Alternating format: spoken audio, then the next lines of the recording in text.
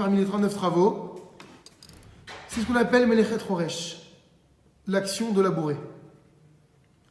Qu'est-ce qu'on appelle Choresh dans la halakha? Quelle est la définition? Arpayat Gouché Adama.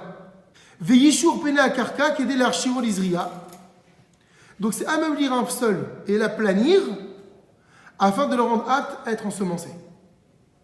En quoi est-ce qu'on utilisait le travail de labourer la terre pour le Mishkan? Rarshu et Akarka ont labouré les sols, Kedel Izroa Samanim afin d'y semer les graines, Litzviat Ayriot pour teindre les tentures.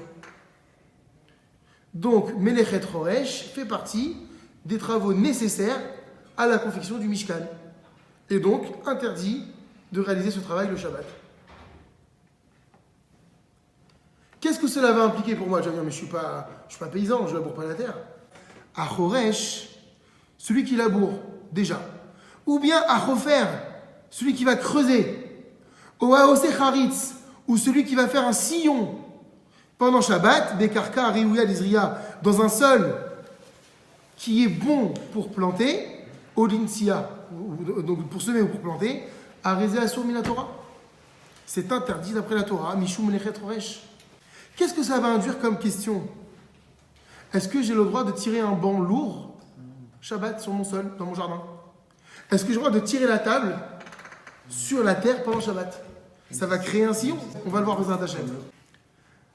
Sheharé marpé et akarka, parce que lorsque je fais un sillon dans le sol, je conduis à ameublir le sol. Umtalkelna, et je le prédispose, l'Izriya ou l'Insia, à l'ensemencement et à la plantation. Même si je ne vais pas semer, le fait simplement de rendre un sol apte à l'ensemencement, ça s'appelle Melechet Choresh, et c'est interdit. Donc, Asur le Hashvot Pene Akarka Shel Sadeh Beshabbat. Il est interdit donc d'aplanir un sol pendant Shabbat. Kegon, comme par exemple, Shayuva Gavshushiyot ou Aremot Afar Veridedan. Comme par exemple, il avait dans son jardin des monticules de terre. Et qu'est-ce qu'il a fait lui? Il les a aplanis. Le fait d'aplanir un sol entre dans la catégorie de Choresh et c'est interdit Shabbat. Ou bien, comment est-ce que je peux aplanir un sol, par exemple? J'avais un trou dans le sol. Et j'ai rempli le trou. Ça s'appelle Choresh. La preuve, c'est que quand je veux planter une graine, qu'est-ce que je fais? Je fais un trou, je mets la graine, et ensuite je mets la terre et j'aplanis. Parce que, encore une fois, il faut comprendre que aplanir un sol le rend meilleur pour faire pousser. Achofer Gouma Bessadeh, celui qui creuse un trou dans un champ. Pour récupérer la terre qui va en sortir, Velo almenat izroacha, mais pas pour semer, Asur midivre sofrim, c'est interdit par les chachamim. Donc ça ne va pas être interdit par la Torah, parce qu'il ne le fait pas dans le but de semer quand il va creuser ce trou. Lui, le but, c'est qu'il veut récupérer la terre. Malgré tout, les chachamim vont l'interdire. Amenakesh beikere ilanot, va mecharsem asavim, sarcler un arbre ou désherber un sol. Vechen amezabel et akarka, ou le fertiliser avec de l'engrais. Arezé asur mishum choresh, c'est interdit au titre de choresh. Encore une fois, parce que la définition de choresh, c'est rendre apte un sol à être semé. Chez kol peoula chez meyapa ou metakenet akarka désira olintia asura mishum choresh, car toute action qui va conduire à bonifier, chez Miyapa, qui va conduire à bonifier ou à prédisposer un sol à la zriya ou à la plantation, donc à l'ensemencement ou à la plantation, c'est interdit au titre de Choresh. C'est pourquoi maintenant, regardez la halakha, Asur lechabed bematate karka sheena merosefet beshabbat.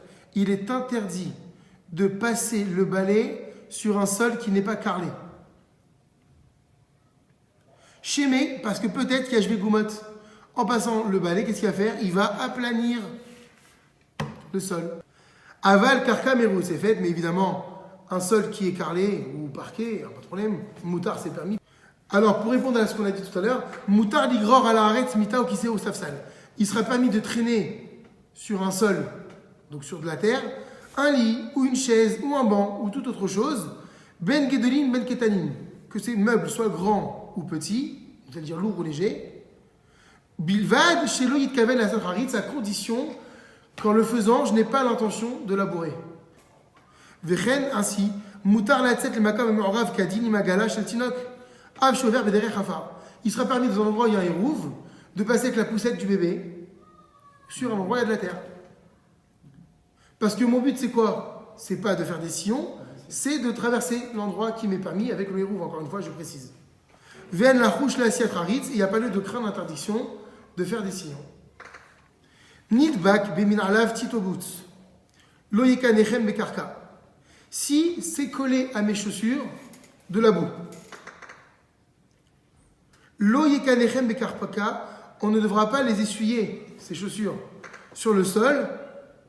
Pourquoi? Shema yavo le hashvot gumot, de peur d'aplanir le sol. Et là, yekanechem bekotel bechidudei madrigot, il faudra le faire donc soit contre un mur, soit contre l'arête d'une marche d'escalier, ou pas contre un sol directement.